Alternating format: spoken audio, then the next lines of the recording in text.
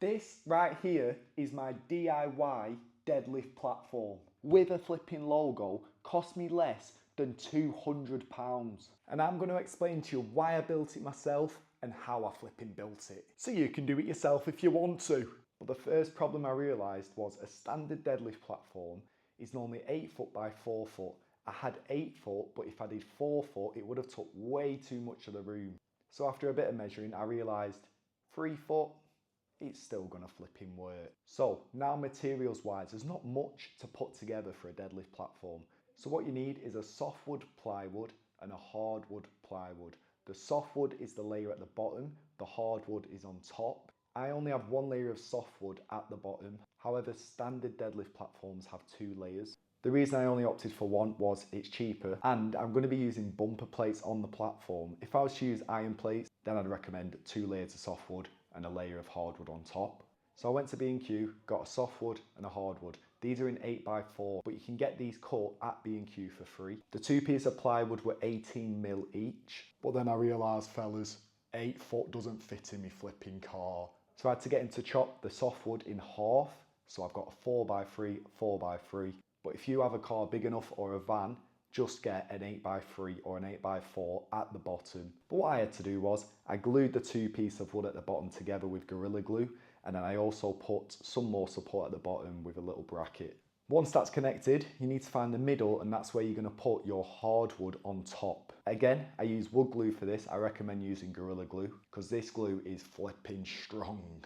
Then all I did was put weights on top of the hardboard to make the glue set better. Then you need to get some gym mats. You want to go for the more expensive ones here. I got 20mm ones, managed to find some guy on Facebook that was selling a load of offcuts and the sizes were perfect for what I needed. However, you can go on a lot of gym websites and they will sell them. I got them for 40 quid. It's probably going to cost you 50, 60 quid maybe. Then all I need to do was measure up the mats. This bit's time consuming, but all you need to do is get a line, find out exactly where it is, then I just use a Stanley knife and slice across slowly, making sure that you take your time. Once you get the first cut, you can kind of just follow the line, it's straightforward then. Once you've got these mats in place, then you just do the same process as the hardboard. You literally just Gorilla Glue all the way across, stick it on top, put some weights on top and let that set. Then to make sure the glue fully dried, all I did was leave it over flipping night. Came the next morning, took off all the weights, to give more support with the mats to make sure that they did stay in place. Round the edges I used screws and washers. Because the mats are 20mm and the bottom plywood is 18mm, I made sure the screws were less than that. So I got 30mm screws. If you get screws too long, it's just going to go straight through the bottom of the plywood and you don't want that, fellas. Now that the screws are in, this is where I moved on to doing my own flipping logo. So for this, I just got painter's tape, and this is where it takes forever. You've got to tape all the way across just to make sure when you do spray the logo on, you're not getting it on your actual hardwood where you don't want it. Then I just went to a local printer, got him to print out 2 sheets of my logo, stuck the logo on top, and then again, time consuming, used a Stanley knife and just like a stencil, slowly cut round. Once I pulled that off, then I had to pull the tape from the inside.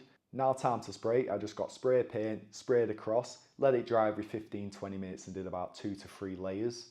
Once that was fully dried, rip away all the painter's tape and Bob's your uncle, you've got your flipping logo. So now this is an important part. When you go in the gym, you see that it looks lovely. The wood looks protected, it's got like a shine to it. So to do this, the first step, you get wood stain.